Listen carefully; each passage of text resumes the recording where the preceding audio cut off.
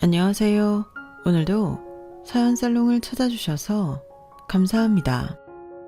40대의 나이로 늑장 임산부가 된 정미현이라고 해요.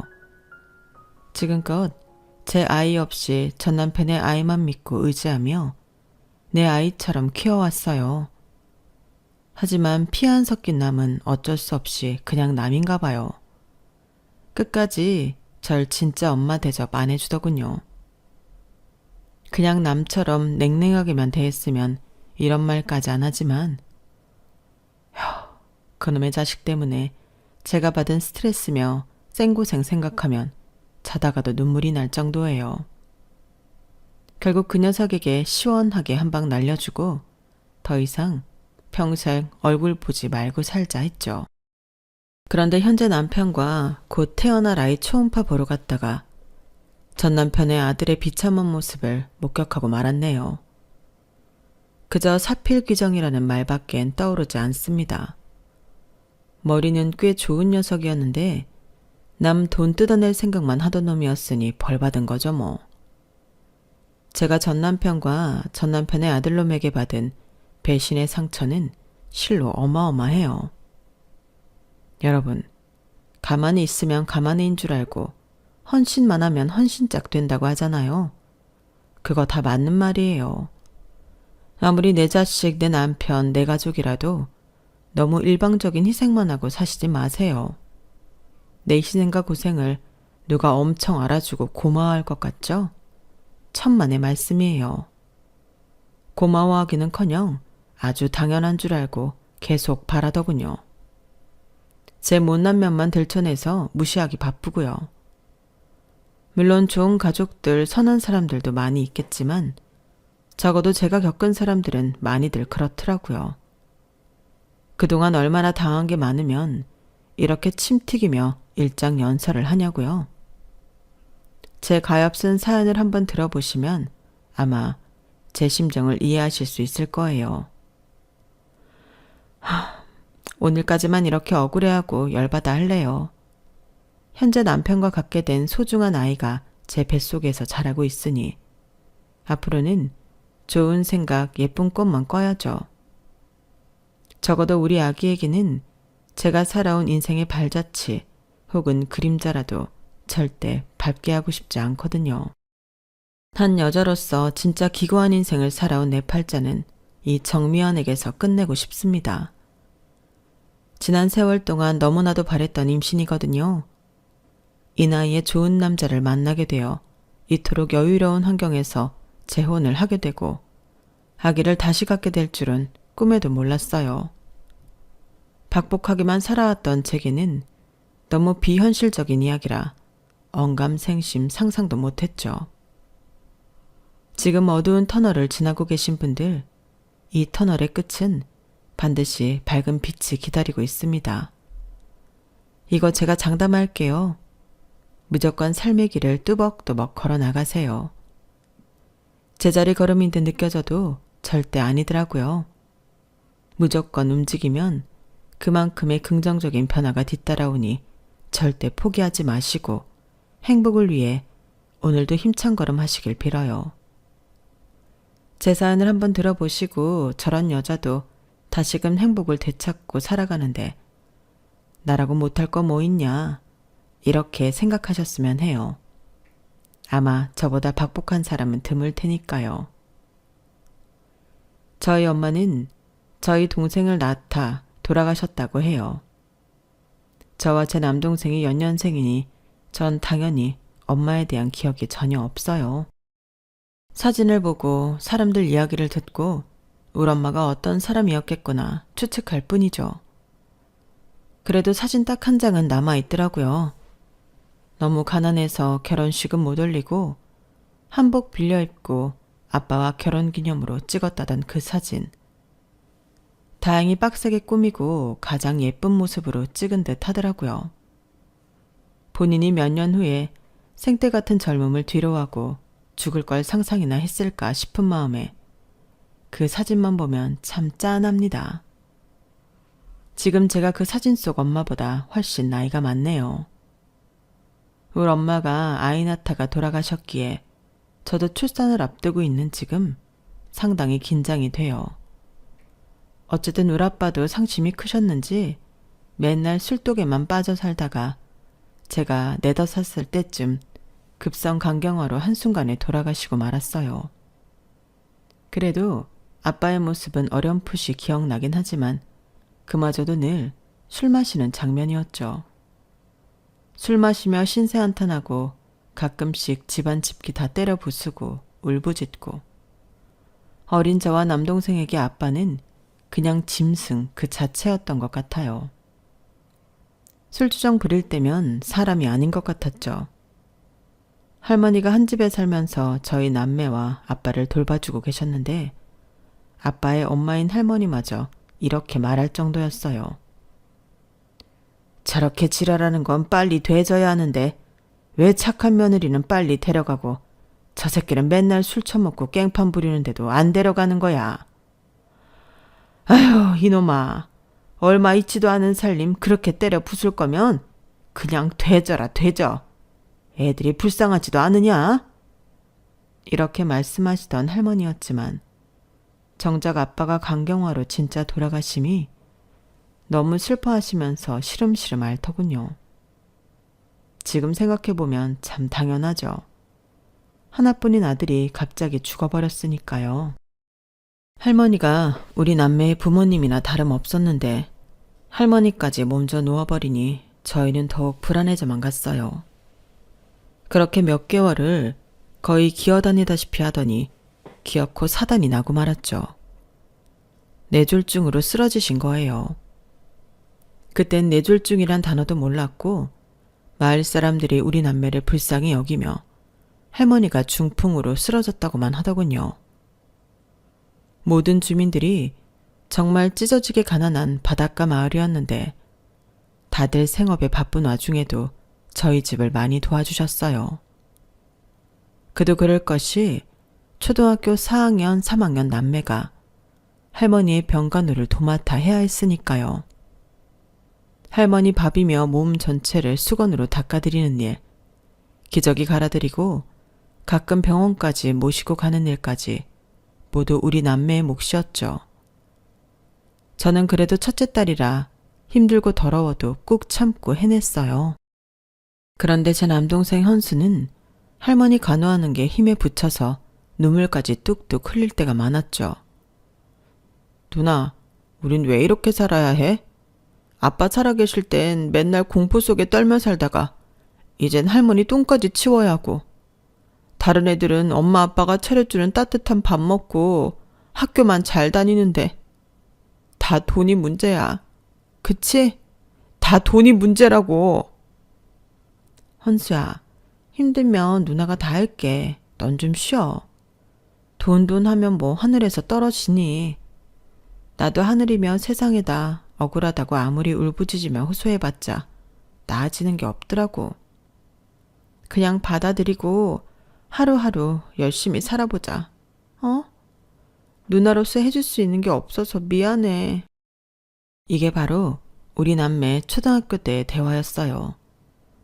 다른 아이들은 바비 인형의 로봇, 미니카 장난감들 갖고 놀 때 우린 매일매일의 생계를 걱정해야 했죠.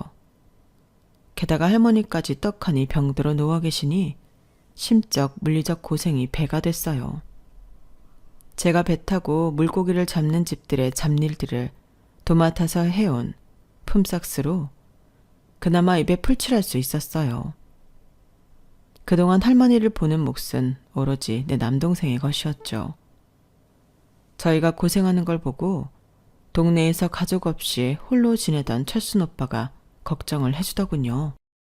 미연이랑 헌수가 고생이 많다. 특히 누나인 미연이를 보면 천의 고아인 나보다 더 힘들게 사는 것 같아.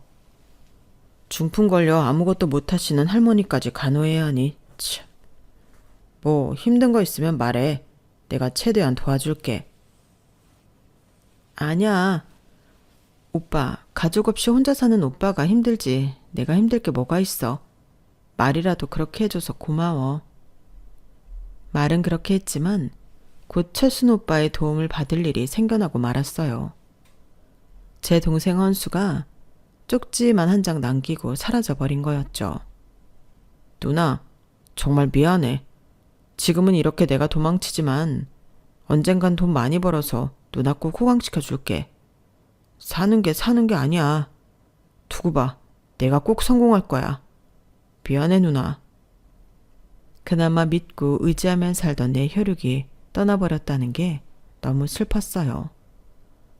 무슨 도움이든 주겠다던 철순 오빠를 찾아가서 울며 불며 하소연할 수밖에 없었죠. 철순 오빠, 헌수가 쪽지 한 장 남겨놓고 집을 나가버렸어. 이제 난 어떻게 살아. 동생이라도 있으니 이 약 물고 버텼는데 너무 힘들어. 나도 어디론가 도망가 버리고 싶다고. 가끔 원양어선을 타며 생계를 유지하던 철순 오빠는 열일 다 제쳐두고 제 동생 헌수를 찾아 나섰어요. 하지만 그때만 해도 핸드폰도 잘 없던 시절이라 사람 찾기가 너무 힘들었죠. 그렇게 전 혼자가 되었어요. 겨우 입학해서 다니던 중학교도 때려치웠어요. 공부하러 학교 갈 시간에 단 100원이라도 더 버는 게 중요했거든요. 아무리 정성 들여 간호해도 할머니는 나아질 기세를 보이지 않았어요. 그렇게 하루하루 도장 깨기 하는 기분으로 처절하게 버티고 또 버텼어요.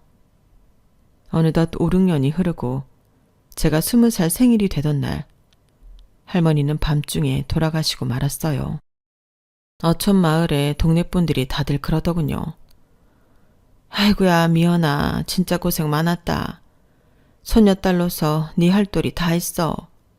이제 너도 성인이 됐으니 다 잊고 네 인생 살아. 네가 하고 싶은 거 마음껏 하면서 편히 살거라. 하지만 전 아무 대답도 할 수 없었어요. 지금껏 할머니 곁에서 병수발 들며 할머니 죽 먹이고 수건으로 온몸 닦아드리고 똥 치우고 오줌 치우고 학교도 때려치우고 돈 벌기 위해 갖은 노력하던 그 모습이 제 인생이었기 때문이죠. 저한테 그 밖의 생활은 아예 존재하지 않았어요. 제 온몸을 다 갈아 넣은 탓에 20살의 제 건강은 말이 아니었고 제게 남은 건 아무것도 없었죠. 다 쓰러져가는 집이 있긴 했으나 부동산에 내놔도 아무도 거들떠보지 않았어요. 더 이상 할머니 간병을 안 해도 되니 내가 해야 할 일은 줄었지만 오히려 가슴 한가운데가 뻥 뚫린 것 같았어요. 조상 대대로 살아오던 그 어촌 마을이 괜히 꼴도 보기 싫어졌어요. 모든 걸 다 바꿔버리고만 싶었죠. 그땐 내가 미쳤나 싶었지만 지금 생각해보면 번아웃 증상이었던 것 같아요. 다 쓰러져가는 빈집을 어촌 마을에 버려두고 전 그동안 야금야금 모아놨던 돈이 든 통장을 신주단지 모시듯 품에 안고 서울로 떠났어요. 단 한 번 가보지 못한 서울에 대한 동경이 있었거든요. 서울로 가면 뭔가 성공해서 떵떵거리며 살 수 있을 것만 같았어요. 큰 돈 벌어온다던 제 동생 헌수도 만날 수 있을 것만 같았죠. 한 번도 가본 적 없는 미지의 세상이니 서울이 무슨 우리 어촌 마을 정도의 크기인 줄 알았어요. 그런데 직접 서울에 와서 목격하니 마치 무법천지같이 느껴지더군요. 자동차와 오토바이는 또 왜 그리 쌩쌩 달리던지 굉음이 무서울 정도였죠. 맨 처음 한 일이 핸드폰 개통이었어요. 그때 당시 스마트폰은 아니었지만 핸드폰을 처음 만져보니 신기해 죽겠더라고요. 고시원의 털을 잡고는 철순 오빠에게 전화했어요. 철순 오빠, 나야 미연이. 서울 와서 남대문 갈치집에서 일하기로 했어. 얼굴 반반한 아가씨라고 뽑아주겠대. 어촌마을 지겨워 해산물은 거들떠보지도 않으려 했는데 결국 또 갈치집에서 일하게 됐네. 전 처음 하는 서울살이에 들떠서 웃으며 전화했지만 철순 오빠의 목소리는 좀 이상했어요. 우는 것 같더군요. 이 바보야, 너 서울 가니까 그렇게 좋으냐? 이 어촌마을에서 평생 널 보며 가깝게 지냈는데 이 철순 오빠는 보고 싶지도 않아? 난 너 보고 싶어서 배 타서 고기 잡을 때도 이렇게 엉엉 운단 말이다. 너 어디야? 나도 너 따라 서울 갈란다.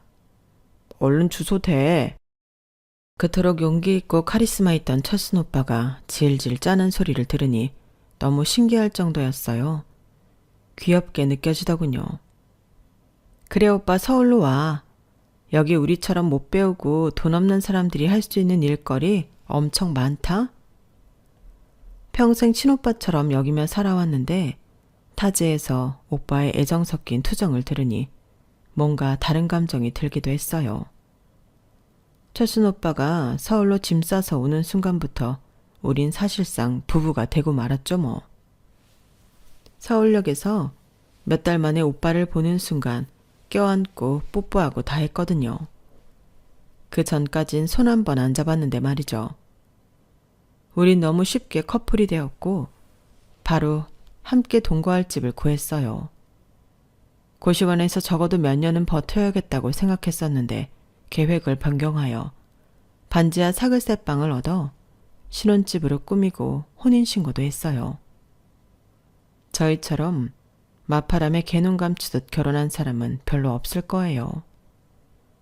눈 떠보니 달콤한 신혼생활을 즐기고 있었죠. 세상에 다른 가족도 없이 우리 둘뿐이니 우리 부부는 둘 다 아이를 많이 낳아 다복한 가정을 꾸리고 싶어 했어요. 그런데 생각만큼 임신이 잘 안 되더라고요. 남편은 남대문에서 원단을 떼다 트럭으로 배달하는 일을 했어요. 10대 때부터 먹고 살기 위해 배에 타던 그였지만 서울에 와서는 다른 일을 해보고자 열심히 노력했죠.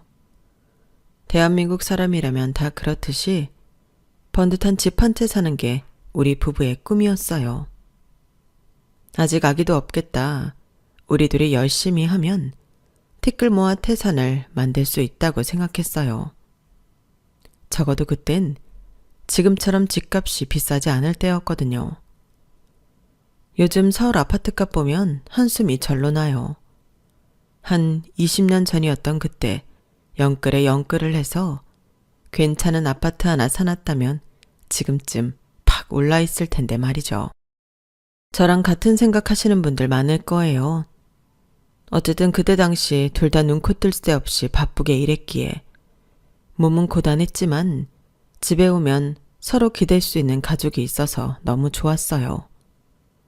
한동안 중풍으로 쓰러져 의사소통도 잘 되지 않던 할머니와 단둘이 있을 땐 솔직히 미래가 그려지지도 않았거든요. 남편과 함께 있으니 마치 내가 탄탄대로를 걷는 것만 같았죠. 몇 년이 지나서야 뱃속에 아기가 들어섰어요. 극초기에 피가 계속 비쳐서 남편과 저 모두 안절부절 못했죠. 안 되겠다 미연아. 그냥 당분간 일 그만두고 집에만 가만히 있어. 내가 2배로 뛰어서 열심히 돈 벌게.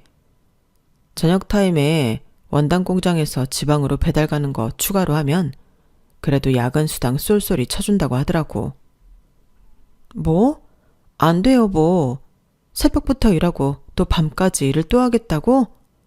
절대 안 돼. 그냥 우리 아기 조금 클 때까진 원룸에서 계속 지내도 되니까 너무 돈에 연연하지 말자고. 어? 남편은 대충 알았다고 하면서도 절대 포기할 사람이 아니었어요. 기어코 새벽부터 밤까지 2탕을 뛰더군요. 그러다가 사단이 나고 말았죠. 밤에 갑자기 제 핸드폰으로 전화가 왔어요. 뭔가 느낌이 쎄했어요. 남편이 일하는 원단 공장의 사장님 전화였어요. 재수씨, 지금 TV 켜봐요. 철순이가 타던 트럭이 터널 안에서 전복돼서 몇 중 추돌라고 불도 나고 난리도 아니에요. 철순이는 119 타고 병원으로 바로 이송됐는데 에휴 어쩌나. 이미 지금 재수씨 임신 중이죠? 내 입이 안 떨어져서 말을 못하겠네. 어쨌든 후딱 병원으로 와봐야겠어요. 그렇게 내 남편이 어떻게 된 건지 제대로 듣지도 못하고 택시 잡아 타고 병원으로 향했어요. 서울 외곽으로 향하던 택시길이 얼마나 멀게 느껴지던지 기사 아저씨를 마구 재촉해댔죠. 미친년처럼 택시에서 울부짖었어요. 너무 두려웠죠. 우리 남편이 어떻게 됐을까 봐요. 하지만 걱정은 제 현실이 돼버렸더군요. 이미 내 남편은 저 세상 사람이었죠. 남편의 시신을 부여잡고 엉엉 울고 있는데 뒤에서 응급실 간호사가 다급히 제게 말을 건넸어요. 저 죄송한데 지금 하혈을 너무 많이 하고 계세요.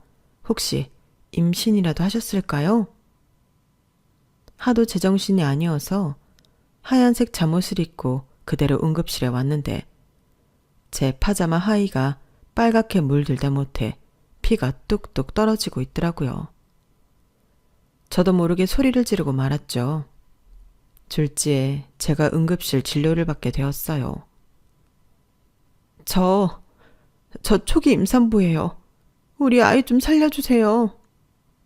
의사에 의해 긴급히 확인을 해봤지만 이미 아이는 유산되고 난 후였어요.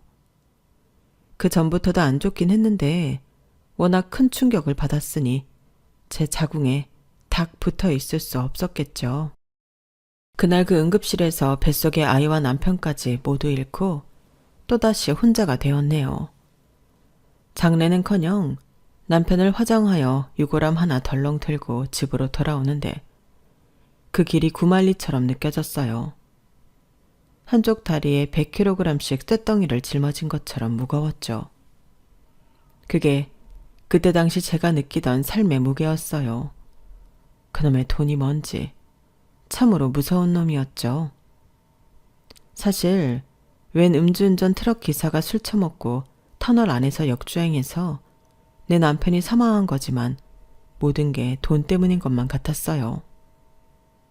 돈만 넉넉했어도 남편이 저녁 6시까지만 일하고 집에 퇴근하여 나랑 저녁 먹으며 하하호호 즐겁게 쉴 수 있었을 텐데 돈 조금 더 벌겠다고 또 일하러 나가서 그렇게 된 게 황망했죠. 그토록 왼수 같은 돈이었지만 다시금 제가 100% 벌어야 했어요. 누가 날 위해 쌀 한 톨 주는 사람이 없었으니까요. 대체 내 사주팔자가 어떻게 된 건지 다시금 혼자가 되었으니 미치고 환장할 노릇이었죠. 전 남대문에 가서 그곳에서 찾을 수 있는 일자리를 모조리 찾아 하겠다고 했어요. 미친 듯이 일하지 않고 몸이 조금이라도 편한 순간이 오면 남편이 너무 보고 싶었거든요. 일부러 몸을 혹사하고 갈아 넣었죠. 남대문 바닥에서 흐리멍텅한 눈빛을 하고 좀비처럼 일하고 있던 절 보고는 남편이 일했던 원단 공장 사장님께서 제안을 했어요. 재수씨, 남대문에서 재수씨 모르는 사람이 없더라고. 웬 젊은 여자가 저승사자 눈빛을 하고는 하루 종일 죽어라 남대문 바닥 쓸며 일하고 댕긴다고 말야. 남편 죽고 딱 해서 그냥 두고 볼 수만은 없네 그려. 우리가 직영으로 운영하는 소매 가게가 하나 있어요. 거기 원단 공장에서 일반 소비자들한테 파는 거지. 그 가게 하나 맡아서 해봐요. 내가 월급 두둑히 줄 테니 다른 일 다 접어요. 딱 저녁 먹기 전까지만 일하고 집에 들어가서 쉬란 말이야. 제발 좀. 원단 공장 사장님 말씀처럼 하지 않으면 죽을 것 같았어요. 내 몸이 더 이상 버틸 수 없을 정도로 모든 기능이 약해져 있었거든요. 그 제안을 감사히 받고는 원단을 떼어다 파는 일을 했어요. 남편이 남대문 시장에서 워낙 성실히 일해왔고 인상이 좋았어서 많은 상인들이 과부인 절 불쌍히 여기고 잘해줬어요. 그중 한 약국의 약사님도 포함되어 있었죠.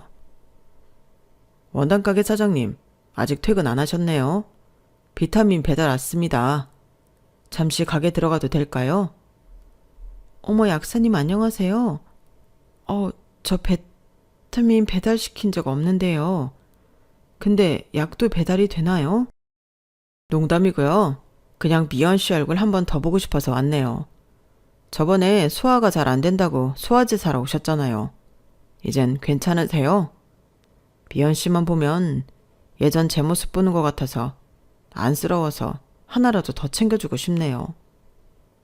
저도 와이프랑 섭외라고 진짜 힘들어서 살이 49kg까지 빠진 적이 있었거든요.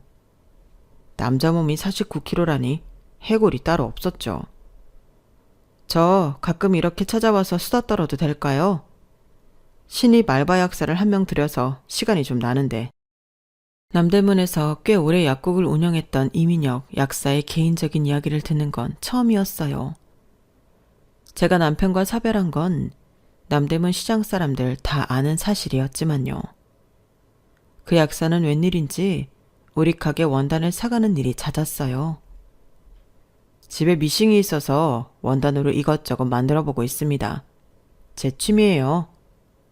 전 그 말을 믿고 단골이 한 명 더 생긴 것에만 좋아라 했죠. 나중에 알고 보니 그게 다 절 꼬시기 위한 작전이었더군요. 그는 집에 미신 자체가 없었으며 우리 집에서 사갖고 간 원단을 산처럼 쌓아놨더라고요. 어쨌든 그 호레비 약사는 제가 마음에 들었는지 어느 순간부터 강하게 대시해왔어요. 하도 제가 목석같이 안 넘어가니까 돌직구로 사랑 고백을 하더군요. 난 미연 씨 너무 마음에 들고 사귀고 싶고 실은 결혼까지 하고 싶어요. 약국에 있으면서도 건너편 미연 씨네 원단 가게에만 눈이 가네요. 일에 집중이 안 될 정도라니까요.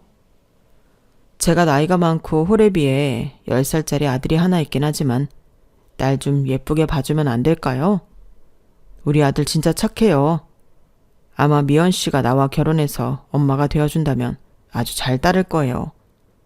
그 녀석 천사가 따로 없다니까요. 남편이 이미 몇 년 전에 죽었음에도 불구하고 다른 남자를 만난다는 것이 왜 이리 죄책감이 들던지 마치 바람이라도 피우는 기분이 들더군요. 아마 20대라 더 그랬던 것 같아요. 그래도 키 크고 하얀 약사 가운을 입은 멋진 남자가 날 좋다고 하니 나도 싫지만은 않았어요. 하도 아들 얘기를 많이 해서 마치 몇 번 만나본 것 같은 느낌이 들 정도였어요. 하지만 실제로 아들과 만나게 해주진 않더라고요. 우리가 재혼을 하게 되면 어차피 함께 살아야 하니 그때 가서 잘 돌봐주면 될 것 같다면서 말이죠. 아직 사춘기도 오지 않은 10살짜리 남자아이니 크게 부담 갖진 않았어요.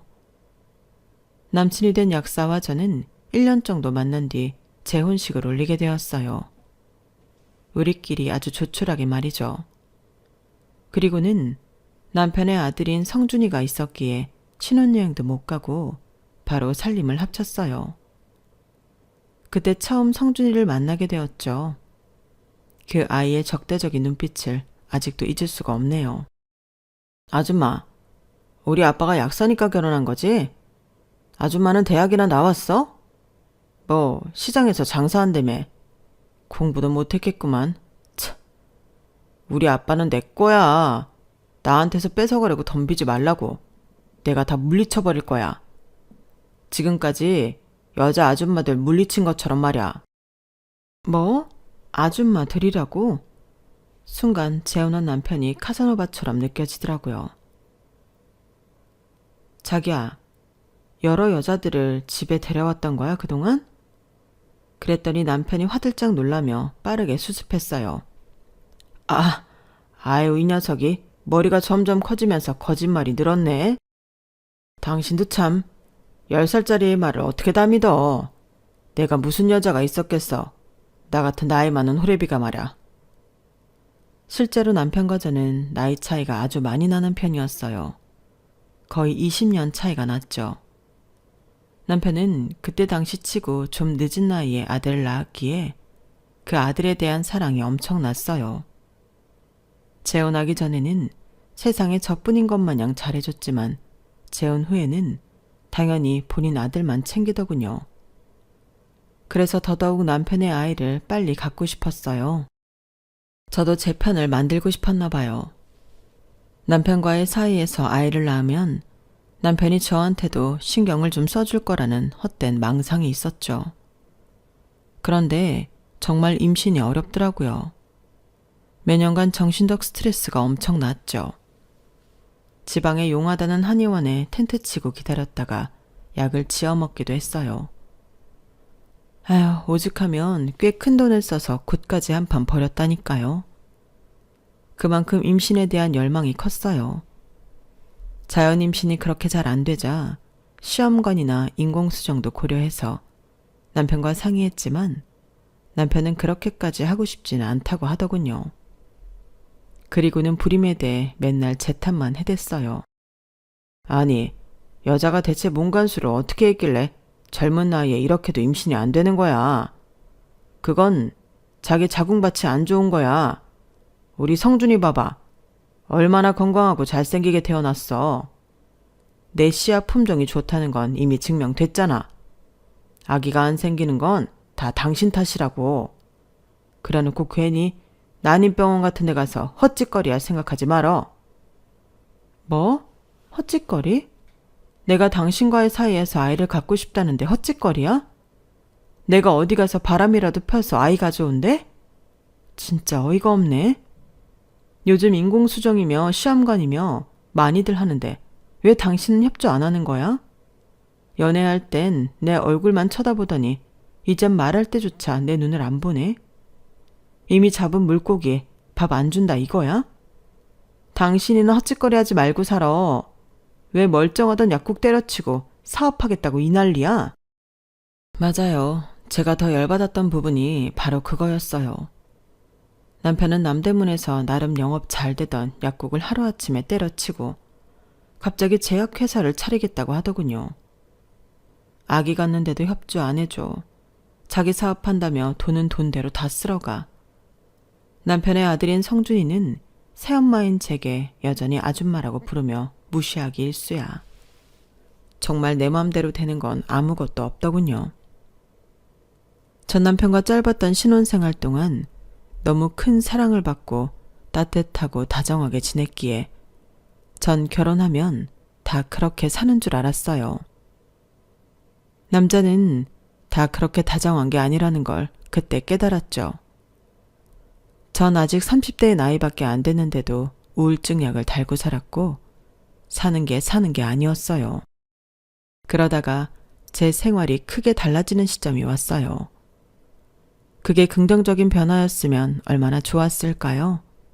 하지만 반대로 완전히 나락으로 빠지는 시점이었죠.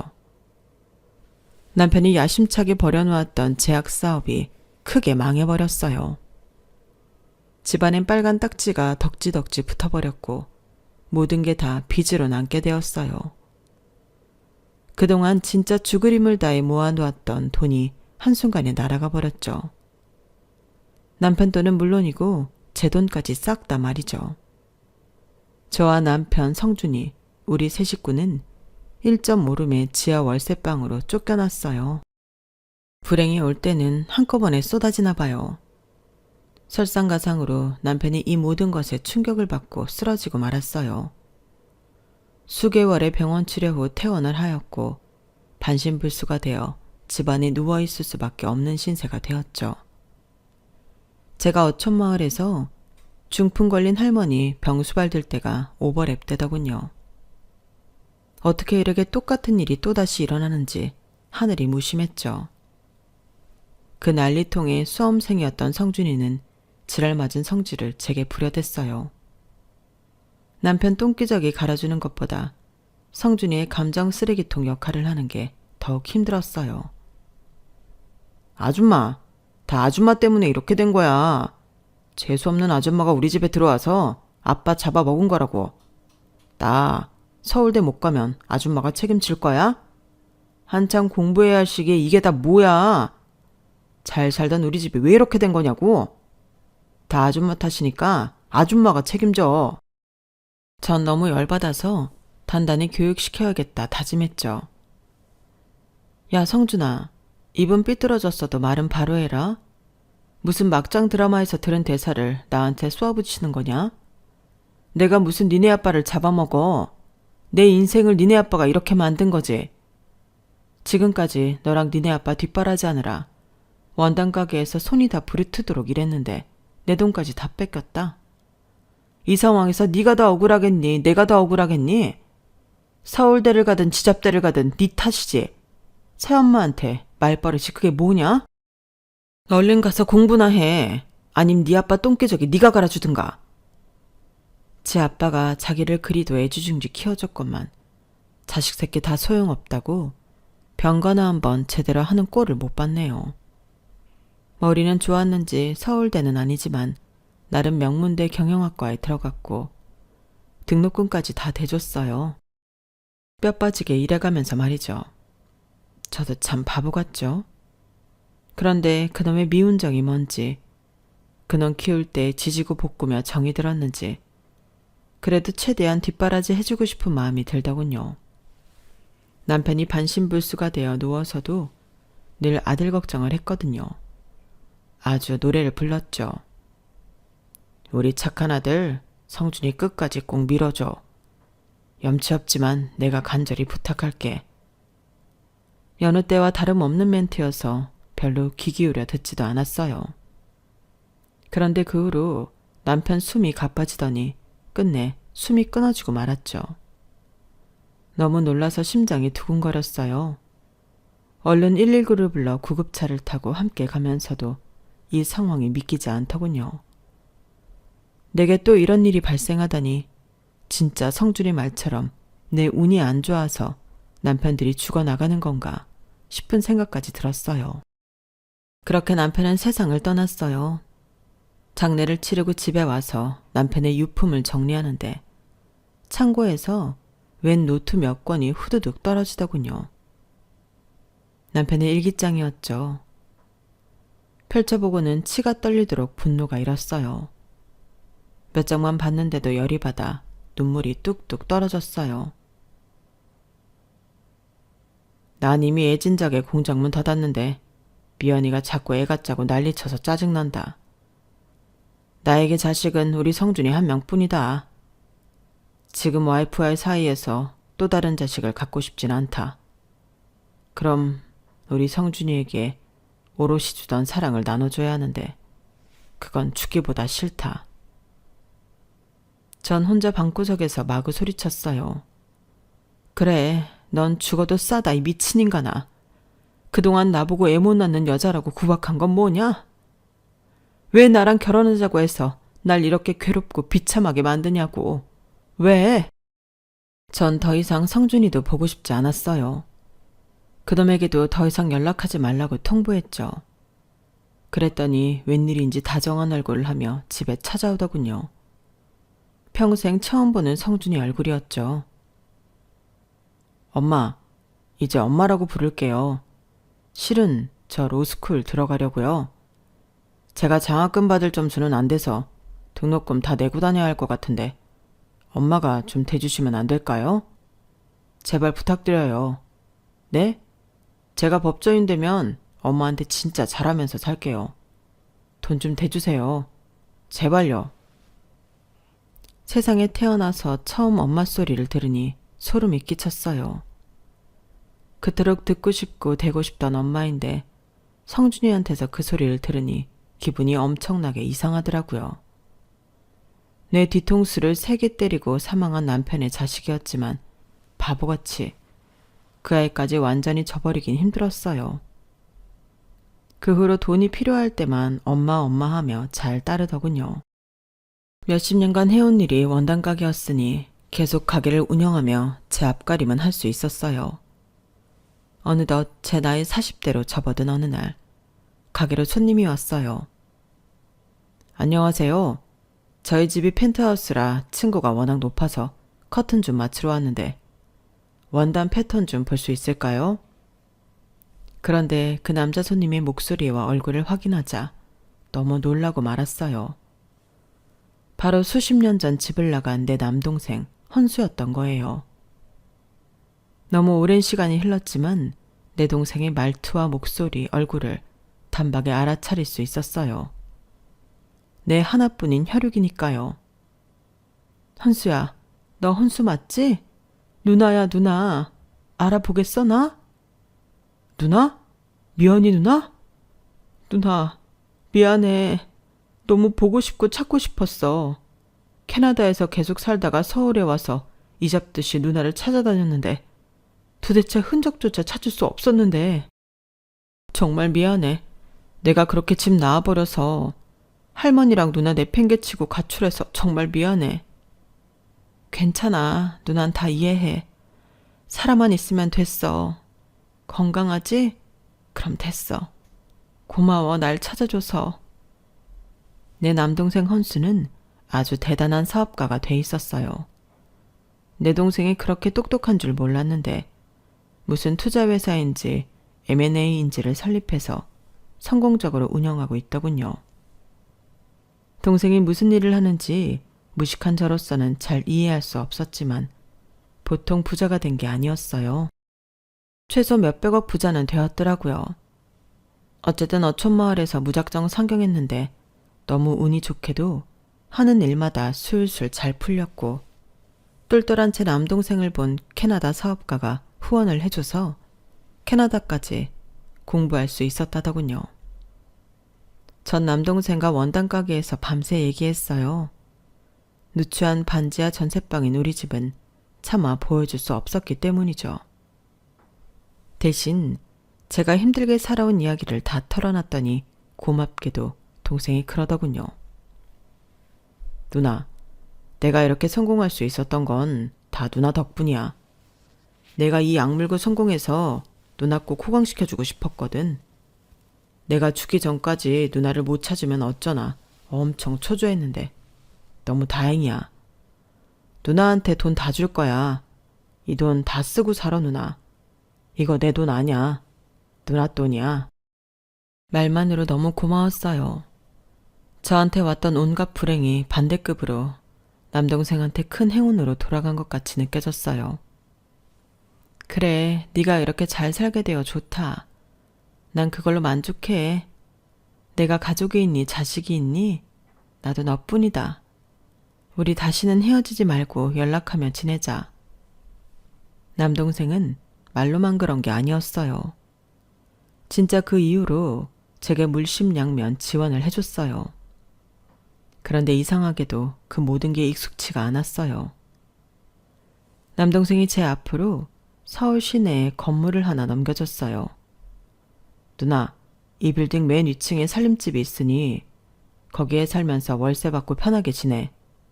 이제 고생스런 일 그만하고 말야. 하지만 곧바로 이사 가는 게 뭔가 어색했어요. 게다가 홀로 살고 있으니 70평에 방 4개짜리 거처는 필요 없다고 생각했죠. 그렇게 평생 돈덩거리며 돈을 쫓아왔는데 막상 큰 돈이 주어지니 어떻게 써야 할지 감도 안 오더라고요. 일단 하던 일을 계속하며 있던 집에서 계속 살았어요. 그때쯤 성준이가 찾아와서 결혼을 하겠다고 돈을 좀 보태달라더군요. 역시나 돈 달랄 때만 다정한 녀석이었죠. 엄마, 그동안 돈 좀 모아두셨죠? 저 결혼해야 하니 돈 좀 보태주세요. 엄마 알뜰하니 돈 좀 있으실 거 아니에요. 와이프 될 사람 뱃속에 쌍둥이가 자라고 있어요. 제발요. 속도 위반까지 해서 빠르게 결혼해야 한다던 그 녀석은 결혼식도 안 올리고 혼인신고만 한다더군요. 쌍둥이까지 임신했다는 소리에 돈을 안 내어줄 수가 없었어요.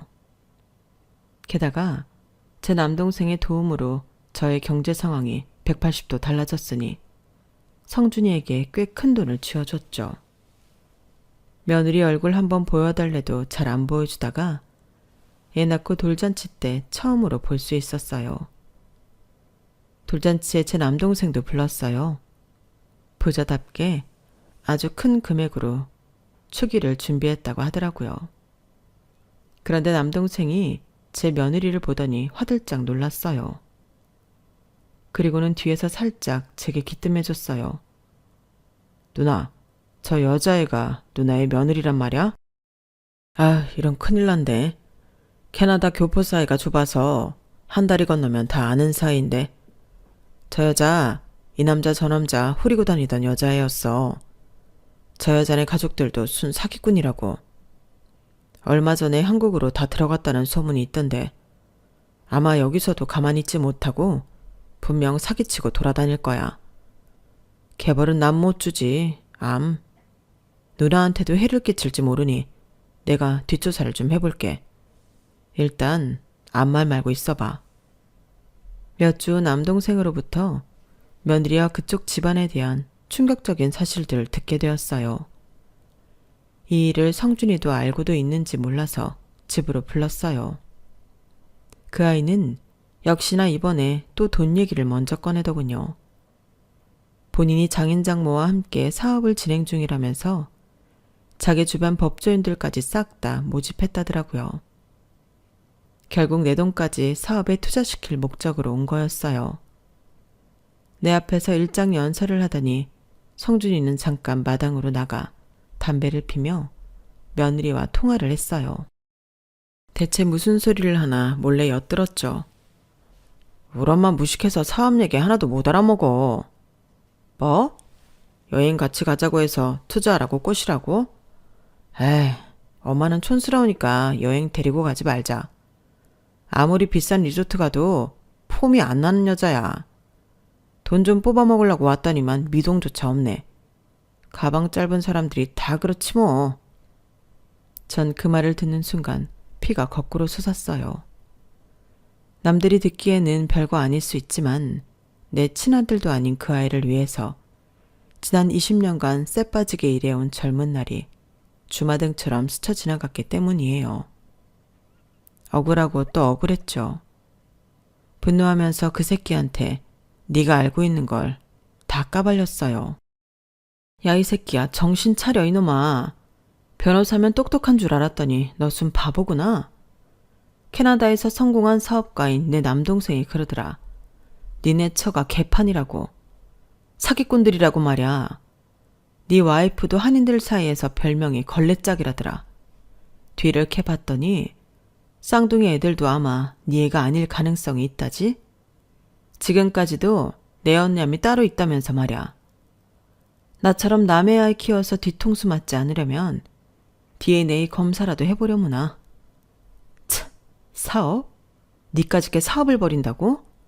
그것도 다 사기라던데? 어쩌냐? 니네 법조인 동료들한테서 이미 돈 다 투자 받았다며. 네가 법조계에 더 이상 발붙이고 살 순 없어 보인다. 넌 니네 처갓집으로부터 이용당한 거야. 활용할 가치가 없으면 팽당할 거고 말이야. 성준이는 전화기를 떨어뜨릴 만큼 놀라며 황당해 하더군요. 엄마, 아니 아줌마, 당신이 뭔데 내 처가랑 와이프에 대해 그렇게 짓거려? 학교도 제대로 못 나온 당신이 뭘 안다고. 나 똑똑한 변호사야. 그리고 아줌마 남동생이 캐나다에서 뭐? 사업? 참, 뭐 캐나다에서도 원단이나 떼다 팔았나 보지? 뭐? 이 멍청한 놈아. 널 구해주려 말해준 거야. 저 서초동에 로펌들 더덕더덕 빌붙어 있는 빌딩 아냐? 그거 내 건물이다. 요즘 월세 못 내서 쩔쩔매는 법조인들도 많더라. 너 꼭 그 꼴 나길 바란다. 앞으로 살면서 네 얼굴 보고 싶지 않으니 썩 꺼지거라. 전 남편 아들과 연을 끊어버리니 속이 다 시원했어요. 그 후로 세상 사람들에게 무시당하는 가난이 구질구질하게 느껴져 남동생 말대로 강남 빌딩 맨 2층으로 이사해 살았어요. 빌딩에서 나오는 월세 받으며 아무 일 안 하고 취미 생활이나 하면서 행복하게 살았어요. 남동생은 본인만 가족 꾸리면서 사는 게 미안하다고 더 늦기 전에 제가 재혼했으면 좋겠다고 하더군요. 그러면서 정말 근사한 남자를 소개시켜줬어요. 50살 먹도록 싱글인 남자였죠. 남동생의 오랜 지인이라고 하니 믿을만 했어요. 캐나다에 오래 살았던 사람이라 한국말이 좀 서툴렀지만 그마저도 귀엽더군요. 우린 나이가 찰 대로 찬 노땅들이기에 몇 개월 사귀고 바로 혼인신고서에 도장 찍고 함께 살았어요. 제가 이미 40살이 넘은 시점이기에 임신은 언감생심, 꿈에도 안 꿨어요. 그런데 이럴 수가. 재혼한 지 딱 3개월 만에 자연 임신이 된 거 있죠. 너무 소중한 아이였어요. 자상한 남편은 산부인과에 처음부터 끝까지 함께 다녀줬어요. 개인 사업하는 남자라 시간적으로 융통성이 좀 있었거든요. 그날도 산부인과에 남편과 함께 다녀오는데 누가 제 발목을 턱 잡더군요. 저는 화들짝 놀랐어요. 곁에 있던 남편도 놀라서 그 사람의 몸뚱아리를 발로 차버렸죠. 대체 당신 누구야? 우리 와이프 임신한 몸인데 왜 발을 잡고 늘어지는 거야? 노숙자 같은 그 남자는 시꺼먼 얼굴을 쳐들고 절 바라보며 구걸했어요. 엄마, 저 돈 좀 주세요. 나 머리 다쳤어요. 이상해졌어요. 돈 없어요. 배고파요. 자세히 봤더니 바로 성준이었어요. 변호사 된 뒤로는 늘 양복만 입고 다니더니 날도 추운데 웬 거적대기만 걸쳤더군요. 야, 너 어떻게 된 거야? 왜 거지가 다 됐어? 성준이는 제대로 대답도 못하더군요. 이상한 맘에 경찰을 불렀어요. 성준이의 신원조회를 끝내자 경찰서로 복지관에서 일하는 직원이 달려왔어요. 성준이 새엄마 되신다고요? 제가 아는 스토리는 이래요. 성준이가 결혼했던 와이프가 낳은 쌍둥이들이 다른 남자의 아이였다고 해요. 1차적으로 거기에 큰 충격을 받았다네요. 또 처가 식구들이 성준이 주변 법조인들에게 투자받은 돈을 다 들고 캐나다로 도망갔다고 해요. 그 일로 인해 정신이 피폐해지고 뇌출혈로 인해 지능까지 좀 낮아지면서 변호사 일도 더 이상 못하게 되면서 길거리에 나앉게 됐죠. 모든 돈을 다 와이프 쪽에서 뺏어갔거든요. 그렇게 성준이는 그야말로 상거지가 되었더군요. 본인의 잘못된 선택으로 나락에 빠졌지만 한때 가족이었던 입장으로 불쌍하긴 했어요. 남편과 상의하에 복지관에 적은 돈이지만 매당 소적의 금액을 지불하기로 했어요. 그 아이도 최소한 먹고는 살아야 했으니까요. 여기까지가 최근의 일이었네요. 정말 숨고를 틈 없이 빡빡한 인생이었죠. 이젠 제발 평탄한 인생을 살고 싶어요. 뱃속에 우리 아가도 평화롭게 태어나기를 기원해 봅니다. 노산 중의 노산인 저의 순산을 빌어주시면 감사하겠습니다. 그저 밤에 자려고 누울 때 마음에 걸리는 게 없는 평범한 날들이 최고인 것 같아요. 별일 없이 평온하게 사는 삶을 영위하시길 바랄게요. 지금까지 길고 긴 저의 인생사에 함께 해주셔서 감사합니다. 건강하세요. 여러분, 사연 댓글에 응원과 현명한 조언 부탁드려요. 좋아요와 구독은 저에게 큰 힘이 됩니다. 오늘도 좋은 일 가득하세요.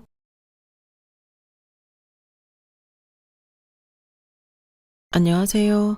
오늘도 사연 살롱을 찾아주셔서 감사합니다. 저는 올해로 결혼한 지 7년이 된 30대 여성입니다. 제가 자타공인 사연 살롱의 청자인데요.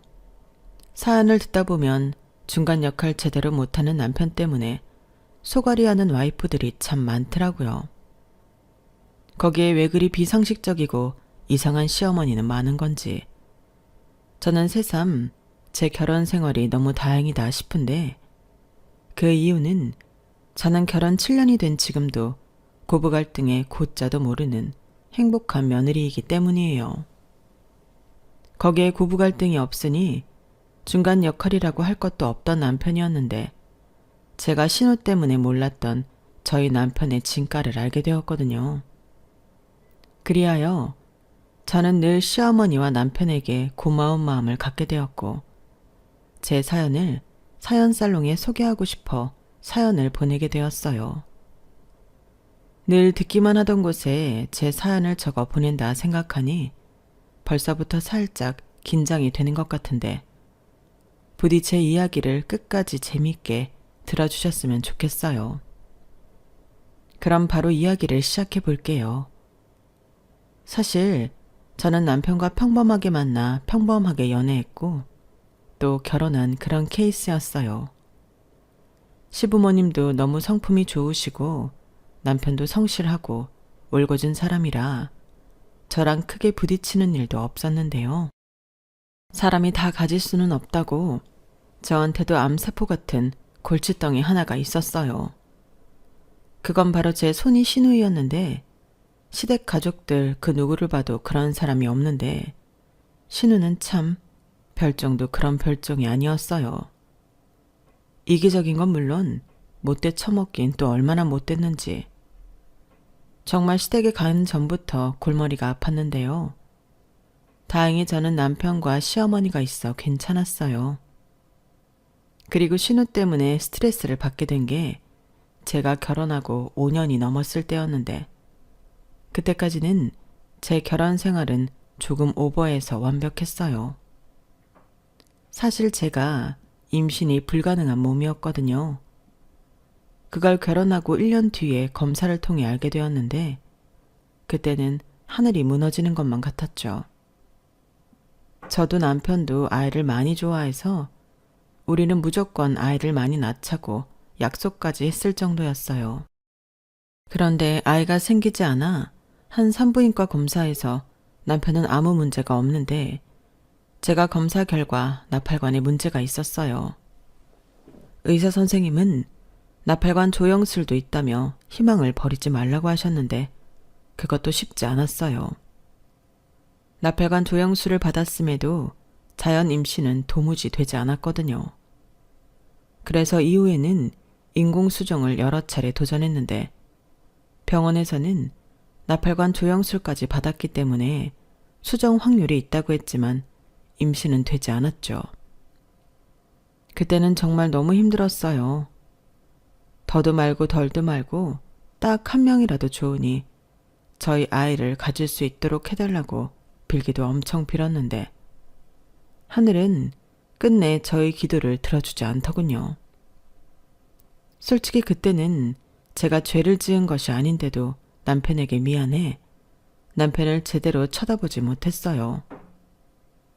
남편이 저 말고 다른 여자랑 결혼했다면 아마 지금쯤 예쁜 아이도 낳고 행복하게 살았을 텐데 제가 제 남편의 행복을 뺏은 것 같아 너무 미안했어요.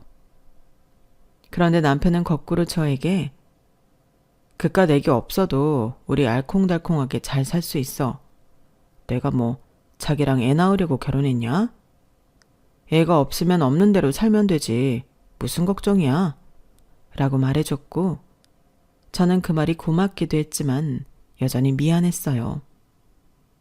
그래서 남편에게 더 잘하려고 노력했고 저희 부모님 역시 괜히 저처럼 미안해 사위 눈치를 보시는 것 같았는데 더는 이렇게 계속 두면 안 되겠다 싶었는지 하루는 시부모님이 저에게 할 말이 있다고 남편이랑 같이 시댁에 오라고 호출하셨어요.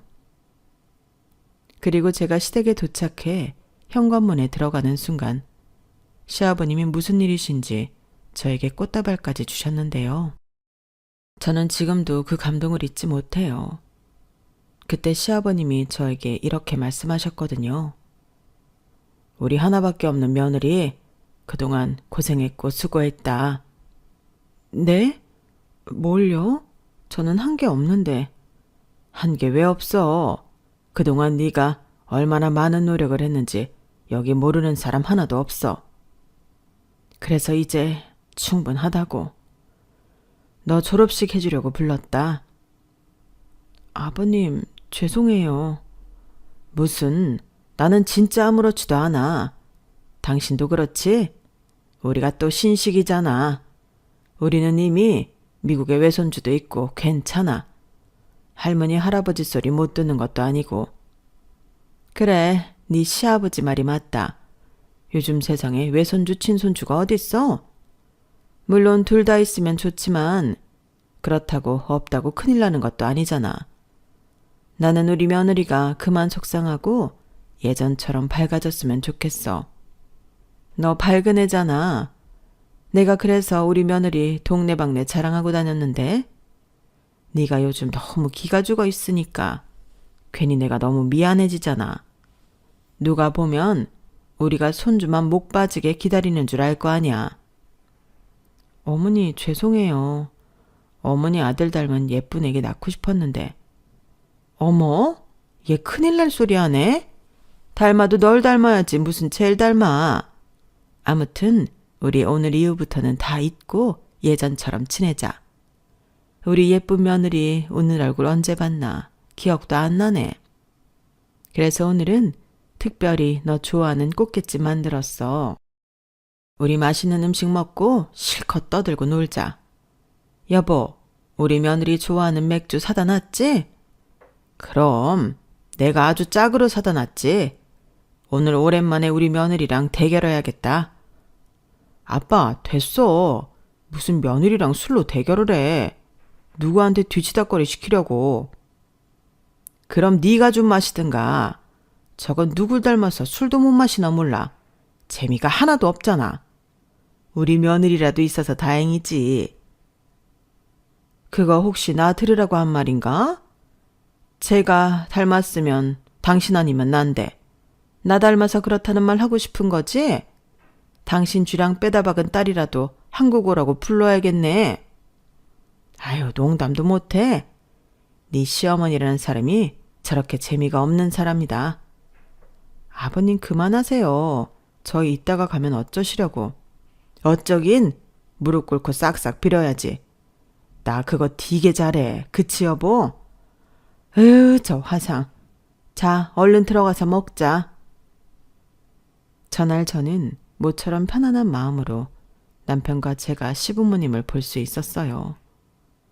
그동안은 제가 아이를 낳지 못하는 것만으로도 주눅이 들어 있었는데 이렇게도 마음을 써주시는 시부모님을 봐서라도 괜찮은 모습을 빨리 보여드리고 싶더라고요. 그리고 그 이후부터는 저는 시부모님에게 큰 은혜를 입었다는 생각으로 딸 같은 며느리가 되겠다 다짐했는데 그게 미국에 살고 있는 신우에게는 아주 좋은 먹잇감이 되었어요. 자기는 아무 문제 없이 애를 낳았는데 정작 자기 집 대를 이어야 하는 며느리인 저는 애도 못 낳는 여자라며 자기랑 저를 끊임없이 비교하더라고요. 하지만 그때까지는 신우가 미국에 있었기 때문에 크게 신경 쓰지는 않았는데 문제는 그런 신우가 한국에 돌아온다는 거였어요. 그게 제가 결혼하고 5년이 넘어가는 시점이었는데 그동안은 시조카 때문이라도 미국 영주권을 따겠다고 버티던 신우와 신우 남편이 끝내는 영주권을 못 따서 한국에 돌아온다고 하더라고요. 그러면서 돈도 하나도 없다고 신우이의 친정, 그러니까 저희 시댁에 들어가 사신다고 했는데 그때부터 시어머니의 얼굴엔 근심이 가득했어요. 딸 하나도 아니고 사위랑 손녀까지 함께 당신 집에 들어와 사니 여간 신경이 쓰이는 게 아니라고 저를 붙잡고 하소연하시더라고요. 사실 저는 그때까진 신우에 대해 잘 알지 못했어요. 그냥 남편을 통해서 자기 누나가 좀 별나고 그래서 가족들이 힘들었다는 말을 듣기는 했는데 저는 그냥 남동생 입장에서 하는 얘기라고 생각했거든요. 그런데 시어머니까지 저러시니 뭔가 제가 모르는 게 있나? 그런 생각이었는데 이윽고 신우 가족이 귀국하고 첫 식사를 하는 날 저는 남편과 시어머니가 왜 신우에 대해 저렇게 얘기를 했는지 단번에 알 수 있었어요. 그 와중에 시아버님은 당신 딸이랑 손녀를 오랜만에 봤다고 많이 좋아하셨는데 신우는 저를 보자마자 자기가 귀국하느라 너무 힘들다며 자기 캐리어 푸는 걸 대신 좀 해달라고 하더군요. 아니, 다른 것도 아니고 자기 짐을 어떻게 남한테 맡길 수 있을까요? 그래서 저는 형도 참 지금 농담하시는 거죠? 저 가방에 뭐가 들어있는 줄 알고 제가 풀어요. 저는 부담스러워서 싫어요. 라고 말했는데 신우는 어이가 없다는 듯 아무 말도 하지 않고 저를 빤히 쳐다봤어요. 그리고 그날부터 신우는 가족들 앞에서 저를 망신이라도 시키고 싶은 건지 올케가 너무 시댁 가족을 만만하게 안다고 이번 기회에 자기가 왔으니 시대가 어려운 걸 손수 가르쳐야 한다는 등 귀에 거슬리는 말을 하기 시작했는데 그때 저희 남편이 알아서 먼저 나섰기에 망정이지 그날 하마터면 저랑 신우란 가족들 앞에서 한바탕 할 뻔했다니까요. 저도 무례한 사람한테는 참지 않거든요. 그게 설상 제 손이 신우라고도 예외일 수는 없었는데 신우는 은근히 제가 나이도 어리고 얌전해 보여서인지 저를 우습게 보는 것 같았는데 사람이라면 당연히 기분이 나쁠 수밖에 없었죠. 그리고 남편은 평소 누나랑 그리 친하지 않아서 그런지 저보다 더 열을 냈는데요. 누나, 농담이라도 그런 말 함부로 하지 마. 그러는 누난 뭐 매형네 가족 무서워해? 뭐? 너 지금 네 마누라 앞이라고 누나 앞에서 나대는 거니? 나대긴 뭐가 나대. 남편으로서 당연히 해야 하는 행동을 하는 것뿐이야. 내 와이프가 우리 가족들한테 얼마나 잘하는데. 잘 알지도 못하면서 그딴 소리를 해. 처남, 진정해. 내가 대신 사과할게. 요즘 누나가 예민한 일이 많아. 우리 영주권 못 따고 들어온 것도 그렇고 우리 집에서 도와주지 못한 것도 있고 미안해. 저기 뭐라고 불러야 할지 잘 모르겠는데 이 사람이 했던 말 신경 쓰지 마세요. 표현은 좀 거칠긴 한데 나쁜 사람은 아니에요. 아유 그래 우리 딸이 원래 어릴 때부터 셈이 많고 질투가 심했어. 네가 우리한테 사랑받는 것 같으니까 질투하는 거야. 그치 딸? 에휴 어째 나이를 먹어도 똑같나 몰라. 자 우리 가족 모처럼 다 모였으니까 건배하자. 참 신우의 말 한마디에 여러 사람이 저에게 사과를 했는데 그래서 더 저는 아무 말도 하지 못했어요. 하지만 그렇다고 기분이 풀리거나 하진 않았는데 신우가 계속 저를 째려보고 있었거든요. 딱 얼굴만 봐도 자기 성질대로 못해서 꼴하지가 않았는데 그래서인지 여기 좀 덥지 않아 이렇게? 여기 좀 걸레 들고 와서 좀 빡빡 닦아라. 내가 좀 예민해서 더러운 꼴을 못 봐. 라고 또다시 가만히 있는 저를 건드렸어요. 그러자 이번에는 시어머니가 야 어디가 더럽다는 거야. 그리고 그렇게 말할 시간에 네가 닦아. 지금 불편한 건 너지 얘가 아니잖아. 어디서 나도 안 시키는 걸레질을 네가 시키냐? 라며 시어머니가 당신 딸을 대놓고 면박을 주셨는데요. 이에 질세라 직접 걸레까지 가지고 나오셔서 신우 앞에 던지셨어요. 그러자 신우는 입이 대빨 나왔고 시어머니가 얼른 닦으라고 계속 몰아세우니 신우는 어쩔 수 없이 걸레로 바닥을 닦기 시작했는데 그냥 걸레로 대충 문지르고 다닐 뿐이었어요.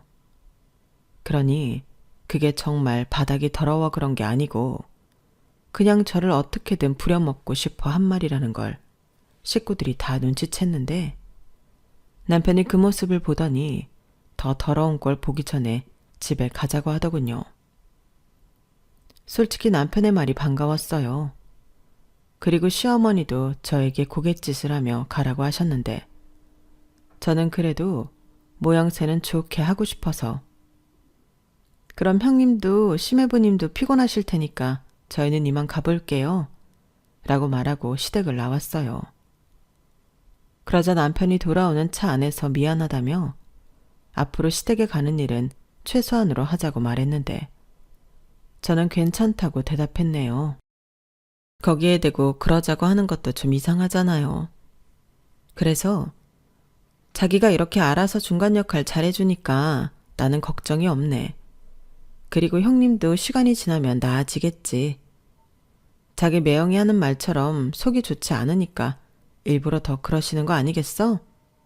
좀 더 지켜보자. 라며 태연하게 말했는데 솔직히 제 속에서는 혼돈의 연속이었어요. 지금까지 시댁에 대해서는 이렇다 할 고민도 없이 살았는데 신우가 저렇게 시댁에 떡하고 버티고 있으니 걱정이 이만저만이 아니었죠. 일단 시댁에 가는 날이면 별일이 없는 한 계속 만나고 부딪힐 텐데 그것 자체가 골치 아팠어요. 그리고 저의 우려는 현실이 되었는데 자기가 할 수 있는 일도 제가 있으면 무조건 저를 시키더라고요. 그렇다고 제가 시댁에서 엉덩이나 딱 붙이고 꼼짝도 안 하는 그런 며느리나 올케가 아닌데도 신우는 당연하게 저한테 모든 일을 떠밀었어요. 그게 기분이 썩 좋지는 않았는데 그렇다고 대놓고 싸우면 시댁 분위기가 나빠질 것이 분명해 처음 몇 번은 참으려 노력했어요. 그러자 시어머니가 신우한테 가서 너 왜 자꾸 그러냐고 핀잔을 주셨고 신우는 그러면 엄마는 누구 엄마냐며 아주 유치하기 짝이 없게 말을 하더라고요. 그리고는 무슨 좋은 건수라도 잡은 듯 혼자 삐쳐서는 방으로 쏙 들어가 나오지 않았는데 그러면 그럴수록 신우와 저는 사이가 나빠졌어요. 당연하죠. 신우 입장에서는 자기 가족들인데 저를 감싸고 도는 걸 용납할 수 없었을 거예요. 그래서 마치 이건 전부 너 때문이라는 듯 저만 있으면 피해자 코스프레 비슷한 걸 했는데 중간에서 심해부가 난감한 듯 이 눈치 저 눈치를 봤어요. 그리고 남편 역시 늘 그런 누나한테 날이 서 있었는데 한 번은 누나 자꾸 내 와이프한테 시비 걸면 나 집에 안 온다. 내가 집이랑 연 끊고 사는 거 보고 싶으면 계속 그렇게 해봐. 어디서 못된 건 배워가지고 신우이 짓을 해? 라고 말했는데요. 저는 그렇게 중간에서 나서서 제 편을 들어주는 남편이 고마웠지만 반면 신우는 이를 바득바득 갈았어요. 사실 저희가 시부모님에게 매달 생활비조로 50만 원씩 드리고 있다는 걸 신우이가 모르지 않았거든요. 그리고 신우는 미국에서 무슨 브로커에게 사기를 당했다며 돈이 하나도 없었는데 한국에 와서도 신우 남편보다 이렇다 할 직업이 없었어요. 그러니 정말로 자기 친정에 얹혀 사는 것이었는데 시어머니가 그러셨대요. 6개월 안에 직업 구해서 저희 부부처럼 다달이 생활비 내놓든지 단칸방이라도 얻어 나가서 살라고요. 대신 외손녀는 죄가 없으니 외손녀는 당신께서 키우겠다고 하셨다는데요. 신우는 가뜩이나 일이 마음처럼 풀리지 않아 짜증나는데 시어머니도 아닌 친정엄마가 그럴 수 있냐고 팽팽한 모녀 싸움을 벌였다고 하더라고요. 저는 거기까지는 당연히 몰랐어요. 설사 알았다 하더라도 그런 신우를 이해할 생각도 없었는데 그러다 그 해에 어버이날이 되었어요. 올케, 나야. 지금 통화 괜찮지? 다른 게 아니고 이번 어버이날에 우리 엄마 아빠한테 뭐 해드릴 거야? 아, 어버이날이요? 저희는 결혼하고 계속 어버이날엔 밖에 나가서 외식하고 카네이션 바구니랑 두 분한테 각각 용돈 봉투 드렸어요. 그래서 이번에도 그렇게 하려고 했는데요. 어머어머? 올케는 어쩜 그렇게 우리 엄마 아빠한테 대충일 수 있어? 그러고도 한 집안의 며느리가 맞아? 시댁을 얼마나 우습게 알면 그렇게 푼돈을 떼울 수가 있냐고. 우습게 알다뇨. 저 그런 적 없어요. 그럼 형님은 시댁에 어떻게 하시는데요? 뭐? 나? 왜 갑자기 나한테 불똥이 튀어? 나는 지금 형편이 어렵잖아. 우리 시부모님은 그런 거 충분히 고려해서 괜찮다고 하셨어. 그리고 내가 이렇게 되기 전에는 완전 끝장났지. 명품 가방에 대형 가전에 나는 진짜 아끼지 않고 했어. 그래서 우리 시어머니가 그동안 받은 것도 많으니까 니들 힘들 때는 괜찮다고 하시는 거지. 아, 그래요? 그럼 형님은 어머님 아버님한테 뭐 해드릴 건데요? 어버이날이 시댁만 챙기는 날은 아니잖아요. 내가 몇 번을 말해. 내가 예전처럼 능력이 있었으면 올케한테 이런 전화도 안 하지. 그러지 말고 어버이날인데 통 큰 선물 좀 하자. 요즘 안마의자가 그렇게 잘 나온다며? 역시 한국 기술은 세계적으로 알아준다니까. 엄마 허리도 안 좋은데 완전 딱일 것 같아. 안마의자 좋은 걸로 하나 놔드리자. 저는 신우의 말을 듣고 잠깐 고민하긴 했지만 신우의 의견이 나쁘게 들리진 않았어요. 저희 시어머니가 젊었을 때부터 허리가 안 좋으셨다고 하셨는데 제가 결혼하고 그다지 많은 나이도 아닌데 허리 디스크 수술을 받으셔야 했거든요. 그만큼 조금만 무리해도 허리 통증을 호소하시고 밤이면 시아버님이 직접 허리 찜질을 해주시는 등 고생을 하고 계셔서 안마 의자도 괜찮을 것 같았어요.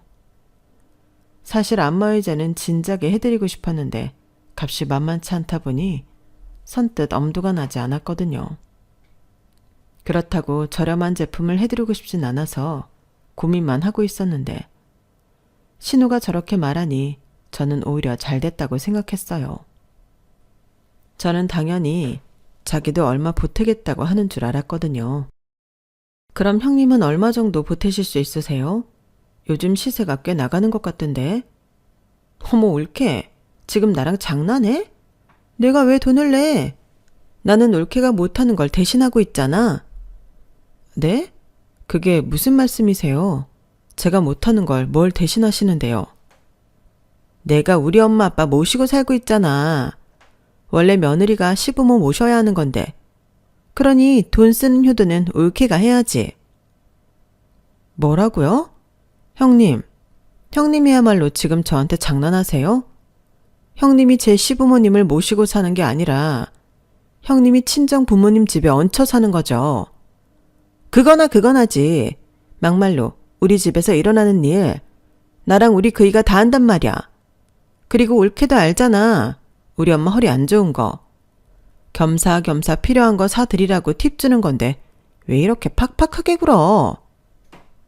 그게 아니고요. 제가 지금 보니까 안마의자는 어머님이 아니라 형님이 갖고 싶으신 것 같아서요. 진짜 별꼴이야. 우리 집에 두면 식구들이 겸사겸사 돌아가면서 쓰겠지. 사실 나도 미국에서 침대 생활만 하다가 여기 와서 욕 갈고 자라니까 허리가 아작이 날 지경이야. 엄마도 쓰고 나도 쓰고 아빠도 쓰면 그것만큼 효자 상품도 없는 거 아니야? 왜 이렇게 따져? 설마 우리 집에 사주는 거 아깝니? 저는 속으로 너한테 사주는 건 아깝다라는 말이 튀어나올 것 같았는데 겨우 참았어요.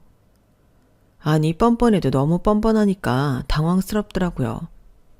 그래서 가격도 있고 부피가 큰 제품이다 보니 남편과 또 시부모님과 이야기한 후 결정을 하겠다고 말을 돌렸는데 신우는 제가 속이 좁다며 너 같은 야박한 며느리는 세상에 없을 거라고 막말을 하고 전화를 끊었어요. 그것만 봐도 안마의자는 누가 갖고 싶은 건지 명백하게 알 수 있었는데 저도 끊어진 핸드폰에 대고 너 같은 딸도 세상엔 없을 거라고 말해버렸네요. 비록 신우가 듣지 못할 말이긴 했지만 그래도 조금은 시원했어요. 남편한테 이야기하니 남편은 어이없다는 듯 그냥 무시해. 이참에 수신 차단해버려 했는데요. 남편이라도 제 마음을 알아주는 것 같아서 다행이라고 생각했어요. 그리고 혹시라도 시어머니가 안마의자가 있으면 좋겠다고 생각하실 수도 있을 것 같아 시어머니에게도 전화해서 여쭤봤는데요. 시어머니는 질색을 하며 싫다고 하셨죠. 예, 그거 공간도 많이 차지하고 별로 쓰지도 않는단다. 내 친구들도 전부 그거 내다 팔고 싶다고 해. 먼지만 쌓이고 시끄럽다고. 나는 그냥 하는 소리 아니고 정말로 필요 없다. 그냥 한의원 가서 찜질하고 침 맞는 게 훨씬 나아.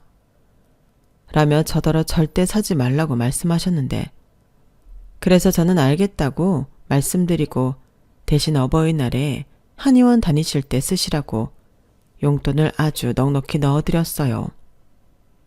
귀찮긴 해도 매일매일 다니실 수 있으면 좋겠다고 돈 생각하지 마시라고 말씀드렸는데 시어머니가 너무 고맙다고 활짝 웃으셨어요. 그리고 시아버님도 저에게 고맙다며 잘했다고 하셨는데 시아버님에게도 섭섭지 않게 용돈 봉투를 만들어 드렸죠. 그러자 신우 입만 대빨 나왔는데 그날 결국 신우는 어버이날이라고 자기 부모한테 그 흔한 카네이션도 선물하지 않았어요. 게다가 외식하러 나와서는 어찌나 음식을 시켜서 먹는지 며칠 굶은 줄 알았는데도 돈도 당연히 저희더러 내라고 슬쩍 뒤로 빠지더라고요. 그러자 남편이 염치 좀 가지라고 싫은 소리를 하고 계산을 했는데 그 소리가 기분이 나빴는지 신우가 팽하니 자기 식구들 데리고 집에 가겠다고 짜증을 냈어요. 그런데 신우의 말에 아무도 나서는 사람이 없었고 그에 더 화가 난 신우는 택시를 잡아 타고 먼저 가버렸는데 그렇게 저희끼리만 분위기 좋은 카페에 가서 커피랑 케이크도 먹고 모처럼 단란한 시간을 갖고 헤어졌어요. 그때 시어머니가 저더러 자기 딸 때문에 미안하다고 말씀하셨는데 솔직히 신우 때문에 스트레스가 없진 않았지만 시부모님 걱정시키고 싶지 않아 괜찮다고 아무렇지 않다고 저는 선의의 거짓말을 했네요. 그러자 남편은 집에 돌아와 고맙다며 그 다음에 친정에 갔을 때 저희 부모님에게 100만 원씩 봉투를 해서 내밀었는데 저희 부모님이 깜짝 놀라서 돈 봉투를 받고 바닥에 봉투를 떨어뜨리셨어요. 저도 그 정도의 액수를 준비한 줄은 몰랐기에 남편한테 왜 그랬냐고 말했는데 자기도 한 번쯤은 이러고 싶었다며 저희 부모님에게 부담 갖지 마시고 받으시라고 말했어요. 그러자 저희 엄마가 정말로 받아도 되냐고 몇 번이나 물으셨고 저희 남편은 장모님 자꾸 그러시면 제가 더 민망해요. 제가 설마 그 정도 해드릴 능력도 없을까 봐서요. 그리고 이렇게 훌륭한 딸을 주셨는데 그 돈은 솔직히 많은 돈도 아니죠. 제가 나중엔 더 많이 해드릴게요. 라고 했는데 그 말을 듣고 가뜩이나 감수성이 예민해진 저희 아빠가 눈물을 뚝뚝 흘리시더군요. 아무래도 자기들이 사위복이 있는 것 같다며 남편한테 많이 고마워하셨어요. 그리고 저보다 6살 어린 남동생한테도 매형하는 걸 보고 배우라고 하셨는데 그때는 남편 덕에 제 어깨가 다 으쓱했죠. 남동생도 자기 매형을 다시 봤다며 존경한다느니 자기 멘토라느니 주책을 떨었는데 그게 전혀 믿게 보이지 않았어요. 오히려 제 생각에는 제가 시댁에 잘하니까 남편도 저희 친정에 잘하려고 하는 것 같아서 뿌듯했는데 그렇게 신우만 아니면 제 결혼 생활은 아무 문제가 없었죠. 그러다 추운 겨울이 되었고 시어머님이 시장에 가시다가 빙판에 넘어져 크게 다치시는 일이 생겼어요.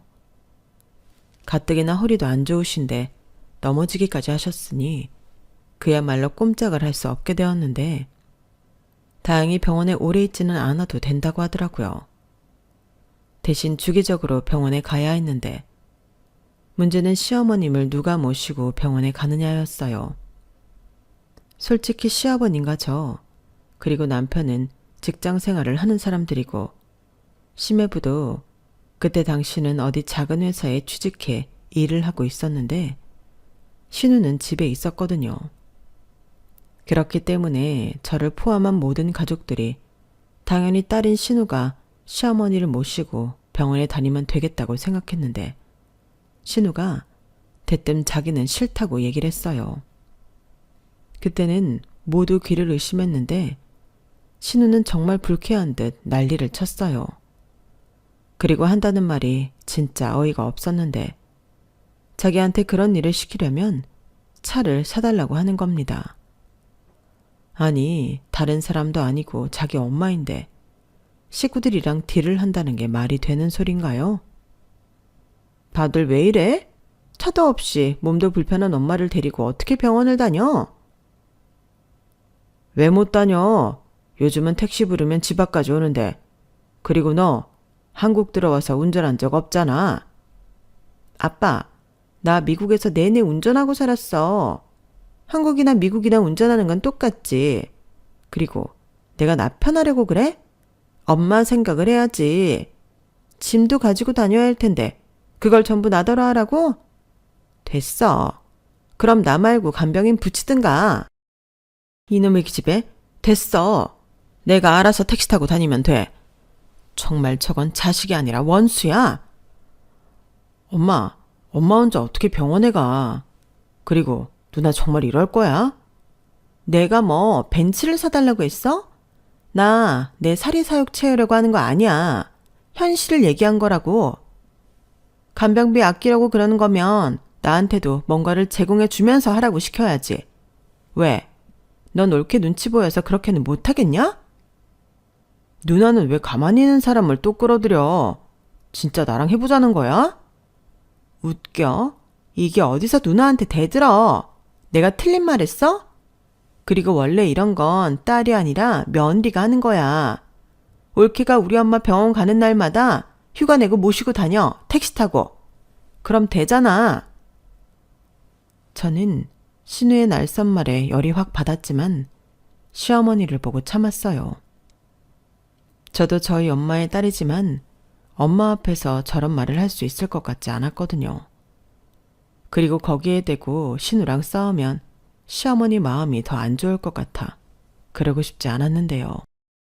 저는 내심 속으로 꼭 신우가 말해서 그런 게 아니라 저라도 시어머니를 모시고 병원에 다니면 좋은데 고민이 많았죠.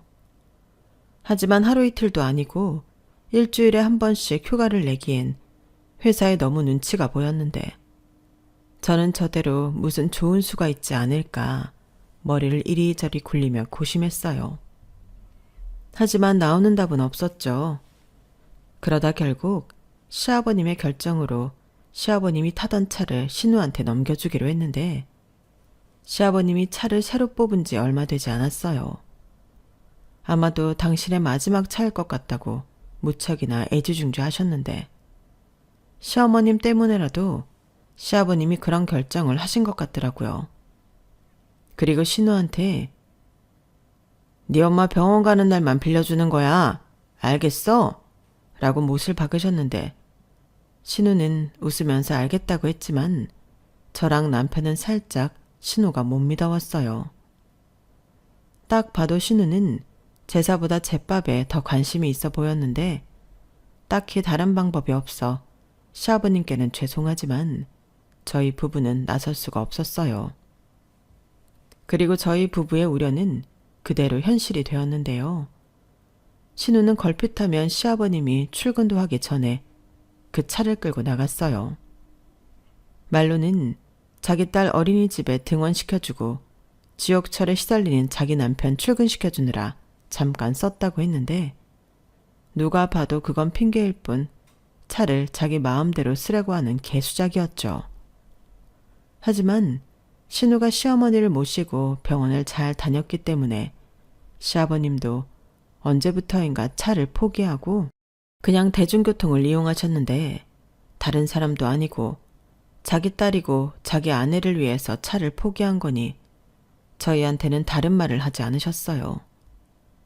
그러니 신우는 더 당당하게 차를 몰고 다녔고 시어머님이 병원에 가시는 날이 아니면 늘 차를 끌고 밖으로 쏘다녔는데 그 모습이 얄미우면서도 저 역시 아무 말도 하지 못했어요.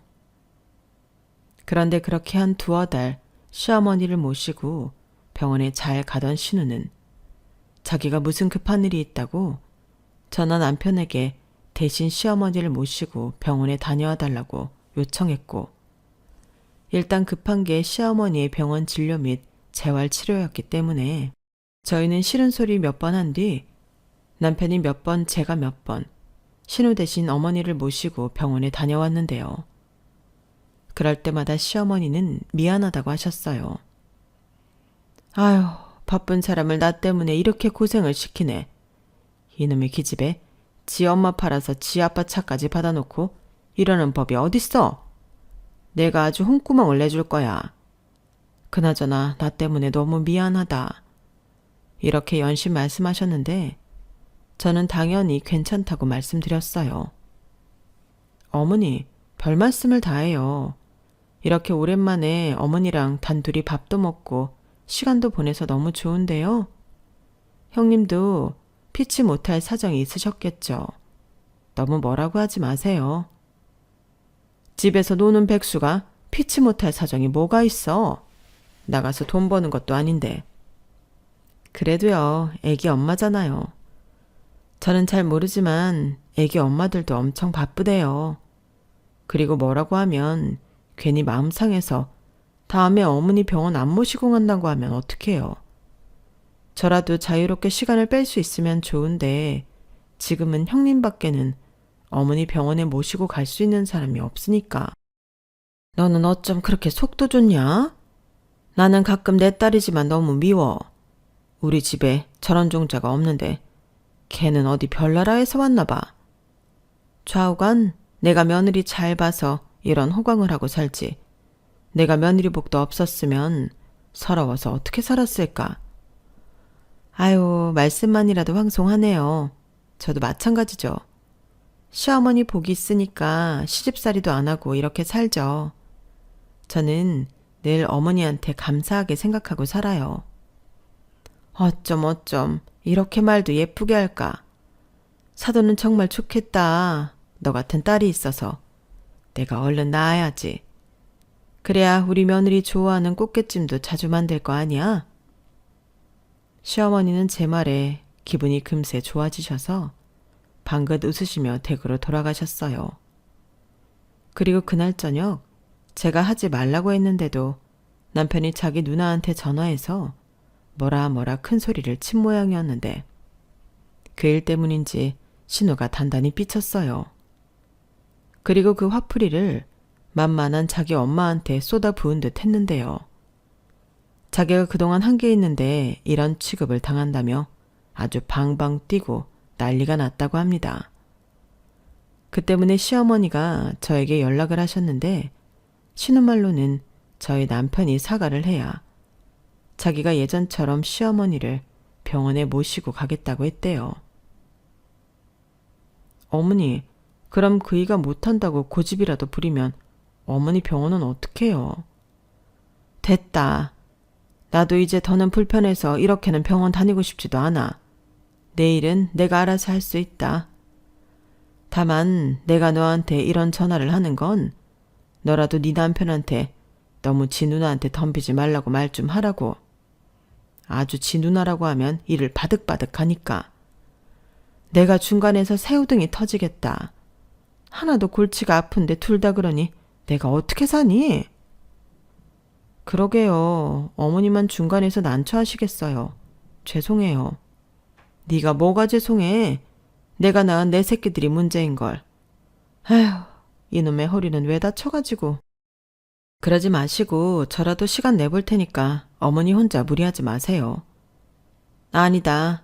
나 이제 슬슬 다닐만 해. 그리고 내가 이놈의 기집애 살살 꼬드겨서 병원 다녀올 거니까 너는 네 남편만 좀 워워 시켜라.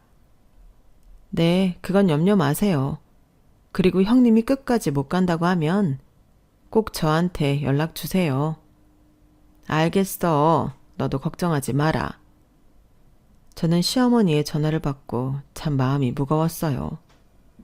효자 효녀는 아니더라도 아픈 엄마를 저리 마음 쓰이게 할 건 없잖아요.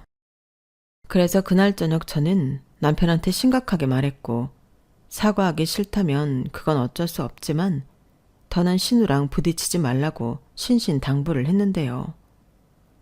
남편은 씩씩거리며 자기 누나가 자기를 건드리지 않으면 자기는 전혀 문제가 없다고 하더군요. 좌우간 그렇게 저는 남편을 단돌이 했고 시어머니에게 아무런 연락이 없어서 저는 신우가 마음을 풀고 시어머니를 모시고 병원에 다니는 줄 알았어요. 그런데 시어머니는 그간 혼자 힘들게 병원에 다니셨고 저에게는 신우랑 다녀왔다고 거짓말을 하셨는데 그러다 교통사고가 발생하고 말았어요. 시어머니가 탄 택시가 사고가 났다고 하더라고요. 그 연락을 받았을 때는 너무 놀라 심장이 벌렁거렸는데 제가 병원에 도착했을 때는 검사가 모두 끝나 결과를 기다리고 있는 중이었어요.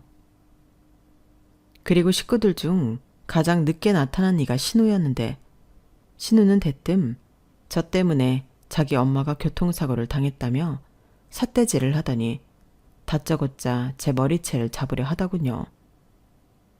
저는 순간 위협을 느끼고 본능적으로 신우를 그대로 바닥에 매다 꽂아버렸어요. 제가 사실 어릴 때 체육인인 친정아빠의 가르침으로 유도와 합기도를 했었거든요.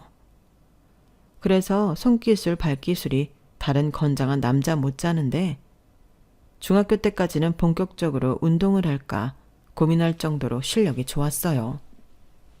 그런데 그걸 그만 신우이한테 시전해버렸고 이건 뭐 생각하고 자시고도 없이 몸이 먼저 반응한 건데 순간 남편을 포함한 모든 가족들이 깜짝 놀랐죠. 특히 바닥에 매다 꽂힌 신우가 제일 많이 당황했어요. 제가 체구도 작고 마른 편이라 더 충격을 받은 것 같았죠. 그리고 저는 뒤늦게 정신을 차리고 마치 아무 일도 없었다는 듯 신우를 놓아주고 딴청을 부렸는데요. 그러자 신우가 열이 받았는지 저한테 막 소리까지 지르며 너 지금 나 쳤냐? 라고 덤볐는데 그때 시어머니가 소리쳤어요. 너 조용히 안 해? 이게 다 너 때문이잖아. 어디서 하나뿐인 올케한테 덤비긴 덤벼? 네가 먼저 선 넘었으니까 당장 사과해. 이렇게 말씀하셨는데 어찌나 감사했는지 몰라요. 그리고 시아버님은 이렇게 할 거면 당장 자기 애마를 내놓으라고 차키를 뺏으셨고 한 달 내로 집에서도 나가라고 으름장을 놓으셨는데 신우가 억울한지 울먹거리며 여기 딸은 도대체 누구야? 왜 나한테만 뭐라고 하는 건데? 세상에 며느리 감싼다고 자기 친딸 구박하는 부모가 어딨어? 라고 했는데 시부모님 그 누구도 신우의 말에 대꾸하는 사람이 없었어요. 그러다 바닥에 무언가가 제 눈에 띄었고 저는 아무 생각 없이 그걸 집어들었는데 그게 무슨 모텔 이름이 적힌 라이터였어요. 그런데 그 라이터를 제가 집어든 순간 어린 조카가 저거 우리 집에 되게 많은데? 저거 엄마 거지? 라고 했고 신우는 화들짝 놀라 제 손에서 라이터를 빼서 숨겼는데요. 그게 판도라의 상자였어요. 그간 신우의 외도를 의심하던 심해부는 그 라이터와 자기 딸의 말에 확신이 들었는지 장소가 병원이라는 것도 잊어버리고 신우한테 너 바람피냐? 맨날 차 끌고 이딴 모텔이나 다닌 거야? 라고 다그쳤는데 신우는 아니라고 잡아댔지만 자기도 당황했는지 얼굴은 빨개지고 말은 더듬는데 누가 봐도 진실은 하나였어요. 그 뒤 시아버님이 당신 차의 블랙박스를 확인했는데 그 라이터에 새겨진 이름의 모텔이 최근 경로에 저장되어 있었고 그런 꼴은 절대 보지 못하는 시아버님이 신우를 그만 내쫓아버렸는데 그 일로 신우의 가정은 산산조각이 났어요.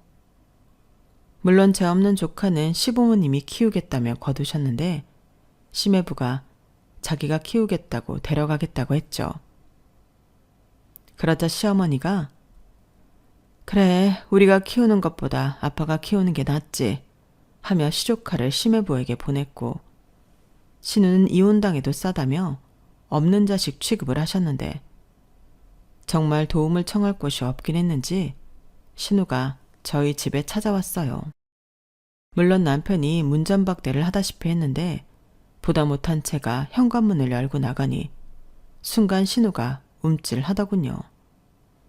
아마도 제가 또 자기를 매다 꽂을 줄 알았나 봐요. 그리고 저한테 올케 정말 미안한데 그럼 나 10만 원 주면 안 돼? 진짜 갈 곳도 없고 돈도 없어서 그래 라고 쩔쩔매며 돈 좀 달라 하는데 저는 선심 쓰듯 지갑에 있던 5만 원짜리 지폐를 4장을 꺼내줬어요. 그러면서 다시는 우리 집에 찾아오지 말고 연락도 하지 말라고 얼음니 꽉 깨물고 웃으며 말했는데요. 신우가 알겠다며 그 돈을 받아들고 쏜살같이 사라졌어요. 그 후 신우는 이혼녀 신세가 되었고 오도 가도 못하는 신세에 그제야 자기 앞가림을 하며 겨우겨우 사는 듯한데 솔직히 짠하기보다 통쾌했어요. 시부모님 역시 그런 딸 없는 셈 치고 사시겠다고 하셨는데 저희 시부모님처럼 마음 좋은 사람들이 오죽하면 자기 자식에게 저러실까 그 마음이 무거울 것 같아 제 마음도 좋지 않았는데 저라도 시부모님에게 더 잘해드려야겠다고 다짐하게 되더라고요.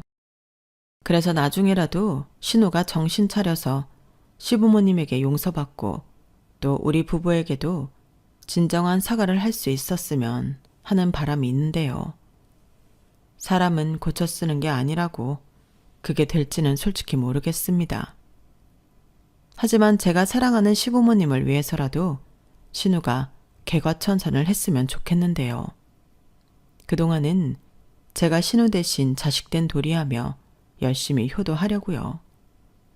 그리고 사람 겉모습만 보고 만만하게 보던 신우가 지난번 일로 느끼는 바가 꼭 있었으면 하는 마음인데 더 이상 보이는 게 다가 아니고 만만해 보인다고 사람을 우습게 보면 안 된다는 지극히 기본적인 상식을 배웠길 바라봅니다. 사람이 나이를 먹는다고 다 어른은 아닌가 봐요. 이상 제 사연은 여기까지였어요. 지금까지 부족하지만 제 사연 들어주셔서 감사드리고요. 늘 평등하게 행복하시길 바랄게요. 안녕히 계세요. 여러분, 사연 댓글에 응원과 현명한 조언 부탁드려요. 좋아요와 구독은 저에게 큰 힘이 됩니다. 오늘도 좋은 일 가득하세요.